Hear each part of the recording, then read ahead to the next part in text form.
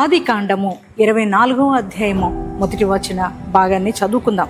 అన్ని విషయముల్లోనూ యెహోవా అబ్రహామును ఆశీర్వదించెను. Praise the lord అండి. ఎంత చక్కటి శ్రేష్టమైన వాగ్దానం ఈ ఉదయకాలం ప్రభు నీతో నాతో మనతో మాట్లాడుతున్నారు.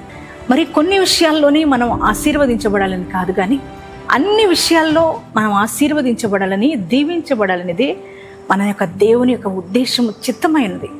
దేవుని పిల్లలారా, ప్రతి ఒక్క విషయాల్లో చాలా ఇబ్బంది పడుతున్నవేమో, ఆర్థికంగా, కుటుంబ పరంగా, వ్యక్తిగతంగా, అలాగే ఉద్యోగ రీత్యా, వ్యాపార రీత్యా ఎటువంటి ఆశీర్వాదం లేక, ఎటువంటి దీవెన లేక నిరుత్సాహంగా, నిరాశతో ఉండి అబ్రహామును ఆశీర్వదించినట్లు అన్ని విషయాల్లో నన్ను కూడా అన్ని విషయాల్లో ఆశీర్వదిస్తున్నందుకు వందనాలు యేసయ్యా, థ్యాంక్ యూ యేసయ్యని.